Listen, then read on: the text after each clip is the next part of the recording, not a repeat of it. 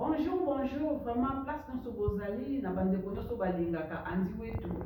Na bande konyoso oyo bazo sepela na émission moko zaba moto zaba Valère. Émission moko kitoko, émission moko eze elengi, ezo lobela makambo ya bien, ezo makambo kitoko. Vraiment so zo sepela makambo o nga na zo loba. On zo prête na kati ya émission zaba moto zaba Valère. Ozanga te ko s'abonner. Filer la cloche de notification afin que vous ayez ma vidéo na ngaite. Chaque commentaire na yo na se o like et ko sala ngai bien pe ko zanga te ko partager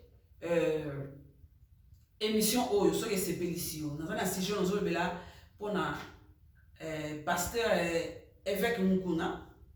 To le bela sur religion et puis to le bela sur politique et puis na encouragement to conclusion une autre ko pesa. Donc, il de gauche à droite, il était de Konangai. Les loyaux, ma vidéo, ya pasteur Mukuna et Bimi. N'éditez. Ils ont tambola. Partagez, partagez, partagez, partagez. Voilà, la tiens, on a nos close. Et là, on a envoyé Bisson de Konanga aux autres langai. Avec Mukuna, à sa serviteur de Dieu. Voulu ou pas titre nae to yebelier serviteur de Dieu. Un serviteur de Dieu a zampé na ba défaut nae. Un serviteur de Dieu a zambete. Un serviteur de Dieu to encourager pété, beto encourager bango na mabete. Mais il faut te ba kosala papa ya makambo ndenge ezali. Lelo comme na kati ya réseaux sociaux, muta kosala moninga na enko ako filmer moninga nae, ako bomba video wana, pour lobi soki eindi alakisa. Vraiment, ezo sala passe na mitema. Personnellement, nga vraiment ezo sala nga passe. Avec Mukuna zana combien de bandimi, oyo pe bandimi Jésus-Christ, Seigneur et Sauveur ba vie na bango, pe ba bikisami. Combien de services oyo avec Mukuna pe asali o batu bazui un plus.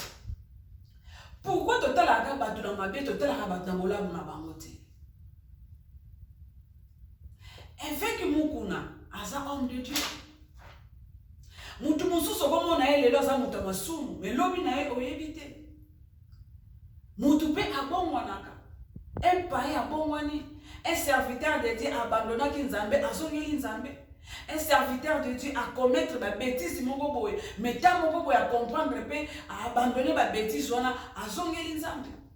Mais pour les biso africains, biso dans le monde entier, oh, tu déjà monté un problème, tu y as souhaité que monter la pobonwana, tu y as souhaité que Nzamba ko tombo la moutouana, tu ko banda ba critique les lobby, mais il ben ngo bokecho le baka. Oh yo peuple ndenge nini yo, jani ni sungu na ngai.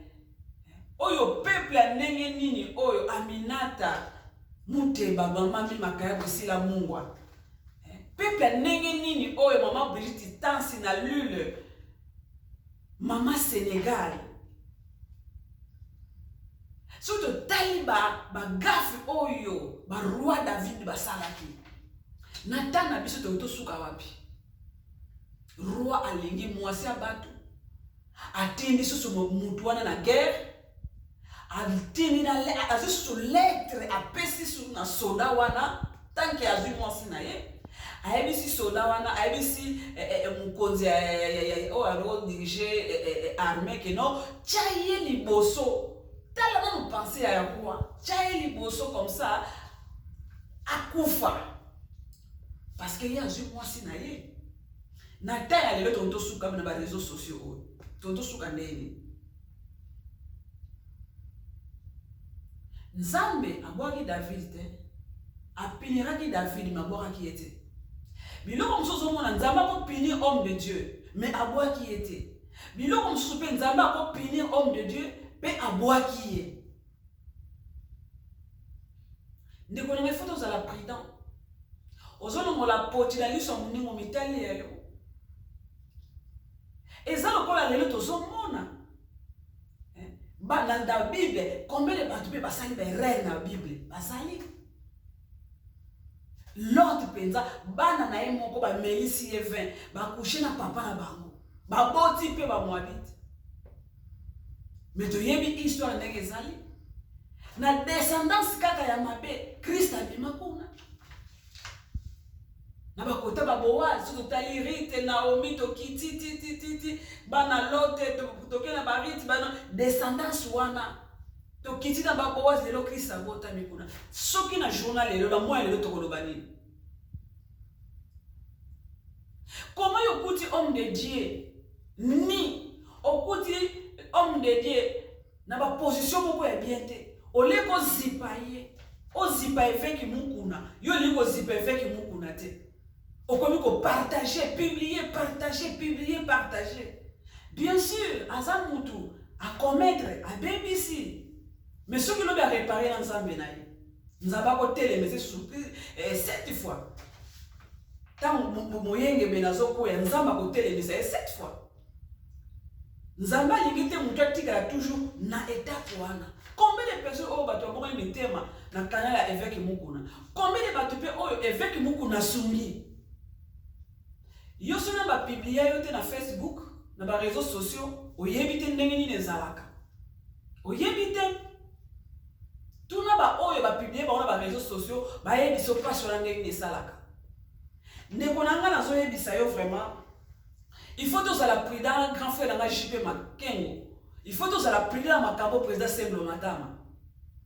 Pour mon qui modèle les autres qui nous cansa aux 8 mois si so de tali bien ba vidéo na exact que pasteur oh barbosa na qui téléphone moi si mon doit filmer pasteur moi si ezala ba musali montage ezala sali montage de ngana sa kuna te ngana zo mona évêque mukuna tant que l'homme est de Dieu tout homme est faillible un point est trait.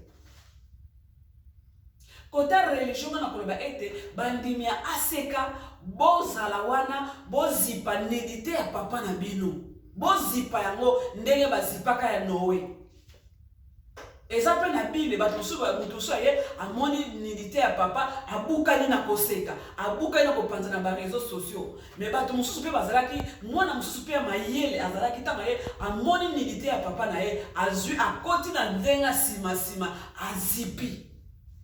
Nako sepela yozo tala ngai zipa nidite ya évêque Mukuna. Ko acclamer na nidite avec Mukuna te, ko partager ba vidéo avec Mukuna te, mais plutôt zipa nidite na ye. Zipa nidite na ye, to pesa ye conseil, to soutenir ye atelema parce que za mutu. Nana mwazanga le suma tombola musapi. Peut-être évêque Mukuna monani. Ya oyo ya simanto ye bani pete. Josaki a Moïse mbi. Est-ce que les ton débat fait que mukune komona? Ya papa na fait que mukune komona na bo. Nga penza kote na ezala évêque mukuna. Ezala papa na fait que mukuna, ezala évêque mukuna te, nga na zakuna te. Mais nga pona ba homme de Dieu, na zoka tante da ke ko publier ba mona ndenga mabe parce que ba yoka passe l'évangile. Ba yoka passe po ba te asango malamu. Donc nzamba za kapsu ba similier pa nzambe. Nzamba za capable ya ko telemisa ba mona misusu 7 fois. Soki ilisumu na eza nilité. E bongo ya yo. Tu yebite o eza ya ndenge nini? Mokili pe ne sukite ba dégâts ko continuer. Ba dégâts ko continuer. Ya on za ba encourager yo membre ya ACK.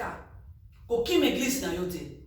Zwa ni dita eza ba papa alangwe 20, zwa ya monde ke papa alangwe 20, alali ni dite neza libanda. Siko soki yo za mona maeli, okokende ko zipa yango, okokende ko publier yango, ou bien ko kim église. Pour nous conseiller, zipa ni papa na yo kende église. Bandimia aseka ningana te non. Bozala esika moko.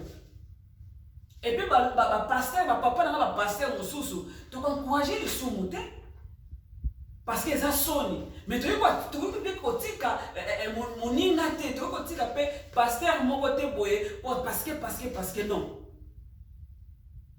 Donc, quel côté ya politique? Évêque Mukuna, aza contre le président Tshisekedi. Aza contre le président Tshisekedi, na talaka makampu ya lobaka. Mais ngana selon na zobana, évêque Mukuna, aza plutôt côté ya président Tshisekedi. Évêque patriotique, quelque part, eza bien. kitoko yo quand il est personne éveil patriotique on est salé que Kabila qui avantage nini ko za président na biso Félix Tshilombo papa nanga Félix Tshilombo akozala bien de fait que Kabila zana makambo ko marché bien te mais ce qui évêque mukuna azali makambo bien azolobela makambo bien pour Kabila akende ezate que pour na président Tshisekedi akende pour na Kabila akende eza avantage pour na biso ba congolais. Et ça avantage pour la biso. Alors il faut te soutenir rien. Éveil patriotique en tout cas ngai papa mukuna za ko chao penza maboko penza ngani dite na talikate kende liboso. Éveil patriotique il faut ezala pour éveil patriotique ekolamusa ba congolais. Tango Kabila ko kende tamba occupé ya Congo ba kokende ekosunga mboka na biso Congo ekosunga président na biso Tshisekedi a travaillé na kimia lelo soki président Tshisekedi azali injurié à cause ya Kabila parce que peuple congolais elingi Tshisekedi mais visi koyo que Kabila zawana ba mariage basalaki yango peuple congolais ezomona mabe est-ce que président Tshisekedi alemba wa Congo alemba wa Congo te est-ce que comme ça va produire ce malama bozanango est-ce que le président Joseph Kabila ko liango salango ba ko liango salate parce que bango mo basali 18 ba ko sala loko mo malonga te ba ko linate président Tshisekedi asali kamuka malamu alors toi encourager pasteur évêque mukuna toi encourager évêque mukuna na rêve patriotique ba ko sangana bato ba IDPS ba ko sangana peuple ba ko soulever ba ko telema pour la peuple pour benga na plutôt Kabila kati ya mboka totala sikoyo après ko kende Kabila nini ya malamu ko salema toti ya ko condamner nga ba tala ba politicien nyonso ezala politicien ozala pasteur il faut ezala toujours prudent ba vidéo ya bato mosusu tozo monaka ba vidéo ya bato mosusu o tozo sekaka ba vidéo ya bato mosusu o tozo partageaka toye ba rappel autour na biso basi ya ndengo na bazali mibali ya ndengo na bazali ako filmer yo abombe azosela eyinda après a publier yo wana nga nazo zongo basali évêque mukuna kanai parce que azalaki na bango et ko zala pe bazu ba utiliser film moko pour que ko séduire évêque mukuna pour faire à filmer fait ba PCP mbonga bien pour bébé que modèle fait ki mukuna papa na fait ki mukuna azoyela mi pepe wana ya rêve patriotique et ça danger pour na biso allez ba utiliser moi si ba utiliser Deli là pour aboma miso Samson pour aboma vision Samson yango na zo encourager évêque mukuna papa na ngai je t'aime beaucoup na za encourager yo n'hésitez ou pas tellement kende sala musala na yo naza ko encourager bino botelema sala musala na yo ba membre aseka bo vanda plutôt bisika na bino Gikonde Mobala Malonga David Galian boza la place wana grand frère nanga JP Makengo boza la place wana évêque muku na papa nanga kende liboso mama nilité pupola eza soso azui potopoto pupola mupepe wana telema continuer évêque patriotique ingeta kende liboso et papa nanga évêque mukunda debu Congo to telema to bundela mboka na biso tala biso basi nde ba violer biso tala ba pasi ba congolais bazo mona ale Kabila ko sakana batu te makambo évêque mukuna etali biso te ba nilité mais biso tozo compter éveil patriotique yango biso to lingi éveil patriotique et ça e banakati ya Congo to bika ba bénéfice oyo ya ba minéraux na biso to bika ba bénéfice oyo ya ba bien na biso tant que congolais ngazo telemisa yo soutenir pasteur évêque mukuna soutenir président Félix Tshisekedi tant yoza na makasi parce que président Félix Tshisekedi aza vraiment congolais quel que soit ba poto so ta président Félix Tshisekedi à cause ya Kabila donc soulevons-nous, tous soutenir évêque mukuna, tous soutenir président Félix Tshisekedi, vive à Congo, ingeta. À la prochaine, nous sommes ensemble.